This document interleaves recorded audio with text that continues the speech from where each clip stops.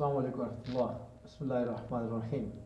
الحمد للہ وحدہ والصلاۃ والسلام علی من لا نبی بعدہ. میرا نام سید عابد محمود ہے. ایمان کے اصول جن کی معرفت فرض ہے، رب العالمین کی معرفت، رب کے دین کی معرفت، رحمت للعالمین کی معرفت، وجود باری تعالیٰ اور حدوث عالم، یعنی کہ جتنی بھی یہ دنیا اور دنیا میں جو کچھ بھی ہے یہ کیسے پیدا ہوئی، ہمیں اس کا نظریہ کیا رکھنا چاہیے، اس کے متعلق بہت تفصیل سے بات ہو رہی ہے. یہ قسطوں میں ہے. جن احباب نے اس سے پہلے کی قسطیں نہیں دیکھی تو برائے مہربانی بھائی وہ ان قسطوں کو ضرور مطالعہ فرما لیں تاکہ بات کا تسلسل جاری رہے اور یہ بات بھی سمجھ میں آ جائے. وقت کی قلت کی وجہ سے ایک طویل گفتگو کو مختصر کر کے آپ کے سامنے پیش کیا جا رہا ہے. بھائی اللہ کرے میرے دل میں یہ بات اتر جائے اور آپ لوگوں کے بھی اور باقی لوگوں کے بھی. ہم بار بار اس کا تذکرہ کریں گے. انشاءاللہ اللہ عز و جل ایسا معاملہ فرمائیں گے کہ ہمارے دنیا اور آخرت میں دونوں جہانوں میں کامیابی کا مسئلہ حل ہو جائے گا. جن احباب نے اس چینل کو سبسکرائب نہیں کیا تو وہ ضرور سبسکرائب کر لیں. اور اس وقت بھی آپ جو ویڈیو دیکھ رہے ہیں دیکھیں کہ آپ کیا سائن ان ہوئے بھی ہیں اور ویڈیو آپ کا کاؤنٹ ہو رہا ہے تو لائک بھی کریں اور اپنے کمنٹس بھی لکھیں. اگر کوئی سوالات ہیں تو سوالات لکھیں، انشاءاللہ ہم ان کا جواب دیں گے. تو آتے ہیں اپنے موضوع کی طرف. اس دور کے جو فلاسفہ ہیں ان کی سوچ کے مطابق ہم بات کر رہے تھے. تو گفتگو کا ابتدا کرنے سے پہلے یہ بتاتا چلوں کہ اس دور کے فلاسفہ کون لوگ ہیں. یقیناً ان میں اکثریت جو ہے وہ غیر مسلموں کی ہے جو کہ سائنس کی بنیاد پر بات کرتے ہیں اور وہ اپنے آپ کو سائنسدان کہتے ہیں اور فلاسفر کہتے ہیں،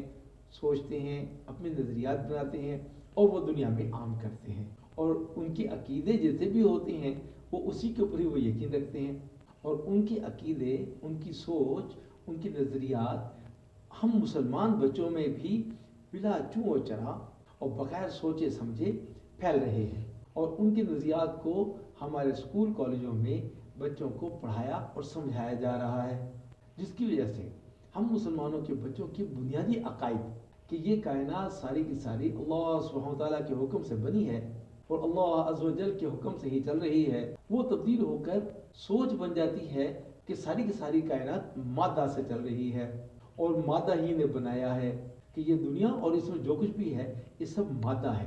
یعنی مادہ کی ہی کارستانیاں ہیں اور مادہ ہی اس کو چلا رہا ہے. مگر ہم مسلمان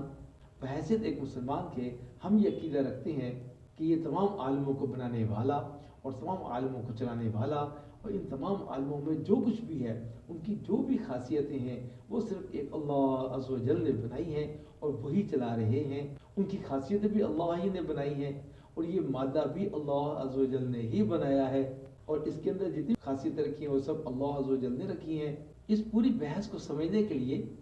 جو مادہ پرست ہیں یا مادہ سے ہونے کا یقین رکھتے ہیں ان کی عقائد کے متعلق کچھ سوالات ہیں جو کہ ان کی خدمت میں عرض کیے جا سکتے ہیں. کہ اگر دنیا میں تمام چیزیں، انسان، حیوان، جاندار، بے جان، یہ سب چیزیں اگر چار مرکبات یعنی ٹھوس، مائع، گیس اور پلازما جو کہ ایک دوسرے سے بالکل مختلف حیثیتیں رکھتی ہیں اور صلاحیتیں رکھتی ہیں، ان کی کارکردگی بھی الگ الگ ہے، تو ان سے پھر سوال یہ ہوتا ہے کہ یہ تمام چیزیں اپنی الگ الگ حیثیتیں رکھنے کے باوجود ایک جسم میں کیسے جمع ہو سکتی ہیں اور وہ کون سا قدرتی عمل ہے جس سے یہ چاروں الگ الگ چیزوں کو اور مختلف قسم کی خاصیتوں کو ایک مجسمے پیکر جسمانی میں اس طرح جمع کر دے کہ یہ چاروں عناصر مل کر شعر و شکر ہو جائیں. اور ان چاروں کا آپس میں جو اختلاف ہے خصوصیات کے اعتبار سے، ان کی حیثیت کے اعتبار سے، ان کی شکلوں کے اعتبار سے، ان کی پراپرٹیز کے اعتبار سے کہ ٹھوس ایک الگ چیز ہے، مائع ایک الگ چیز ہے، گیس ایک الگ چیز ہے، یہ سب کسی ایک جگہ پہ جمع ہو کر کے شعر و شکر ہو جائیں، آپس میں تعلق جوڑ لیں اور ان کا ایک اتحاد بن جائے. پر اس بات کو عقل انسانی ماننے کو تیار نہیں ہے کہ یہ چاروں چیزیں ایک دوسرے کے بالکل مخالف ہوں اور خاصیتوں میں، اپنی حیثیتوں میں، اپنی شکلوں میں اور وہ اپنی سمجھ میں بھی غیر شعوری ہوں، اس کے باوجود بھی وہ ایک جگہ پہ آپس میں مل کر اتحاد کر کے اور آپس میں ایک جیسے رہ کر کے ایک جسم میں اکٹھے ہونا، یہ کیسے تبدیلی ہو سکتی ہے. اور یہ بات بھی ایک سمجھ سے باہر ہے کہ کسی ایلیمنٹ کے چھوٹے سے چھوٹا ذرہ جس کو ہم ایٹم کہتے ہیں جو کہ بہت صدیوں پہلے سے خلا میں حرکت کر رہے تھے اور ان میں سے چند ایٹمز کے پروٹونز اور پروٹونز کے الیکٹرونز اور ان کا آپس میں ملنا، اور ملنے سے یہ کائنات بن گئی، اور اس میں کوئی تو جاہل اور کم عقل پیدا ہوا، اور کوئی بہت زیادہ عقل مند اور باشعور پیدا ہو گیا، اور بہت ہی عقل کی بلندیوں کو اور حکیمانہ اور فلسفیانہ باتوں کو سمجھنے کے قابل ہو گیا اور سائنسدان بن گیا۔ جبکہ اصل مادہ میں نہ شعور ہے، نہ حکمت ہے، اور نہ ہی وہ اس چیز کی کوئی پہچان رکھتا ہے، اور نہ ہی اس میں کوئی ایسی صلاحیتیں ہیں کہ اس کے پاس کوئی اپنا علم ہو۔ تو ان چند ایٹمز کے اندر وہ شعور اور وہ علم، وہ عقل، وہ شعور کہاں سے آ گیا؟ آسمان سے بارش برستی ہے اور زمین پر گرتی ہے، جس سے زمین پر مختلف طرح کی سبزیاں اور قسم قسم کے پودے پیدا ہوتے ہیں، ہر ایک کا رنگ دوسرے سے مختلف، ہر ایک کا ذائقہ دوسرے سے مختلف، ہر ایک کی بو دوسرے سے مختلف، ہر ایک کی شکل دوسرے سے مختلف، کسی کے پاس زیادہ ہوتا ہے، کسی کے پاس کم ہوتا ہے، اور ہر ایک کی خاصیتیں بھی ایک دوسرے سے مختلف ہوتی ہیں، الگ الگ ہوتی ہیں، حالانکہ مادہ سب کا ایک ہی ہے۔ کیا ان کے رنگ الگ ہونا، ذائقے کا الگ ہونا، ان کے اندر جسامت کا الگ ہونا، خصوصیات کا الگ ہونا، کسی میں کم ہونا، کسی میں زیادہ ہو جانا، کیا یہ خود بخود ہو گیا، یا کسی دست قدرت اور مکمل کامل اختیار رکھنے والے کے کرشمہ ہے؟ بھئی عقل سلیم تو اس بات کو ماننے کے لیے آمادہ نہیں ہے کہ ان تمام عالمین میں طرح طرح کی اور قسم قسم کی چیزیں جو ایک دوسرے سے بالکل مختلف ہیں اور الگ الگ ہیں، محض مادہ کی اضطراری کیفیت اور غیر شعوری حرکت سے خود بخود پیدا ہو گئی۔ اور مقام حیرت ہے ان سائنسدانوں اور فلاسفہ کے نزدیک مادہ میں اور اس کی حرکت میں نہ کسی قسم کا علم ہے، اور نہ ہی ادراک ہے، نہ ہی شعور ہے، اور نہ ہی کسی قسم کا کوئی ارادہ ہے، اور نہ ہی اختیار ہے، اور نہ ہی اس کی کوئی تدبیر ہے، نہ ہی اس کی کوئی پہلے سے کوئی پلاننگ ہے، اور نہ ہی اس کا کسی چیز کے اوپر کوئی اختیار ہے، اور نہ ہی اس میں کوئی انتظامی صلاحیتیں ہیں۔ تو پھر اس اندھے، بہرے، گونگے اور ناسمجھ بے شعور مادہ کی غیر اختیاری اور غیر شعوری حرکت سے اس عجیب و غریب انتظام کے ساتھ کیسے یہ ساری کی ساری کائنات وجود میں آ گئی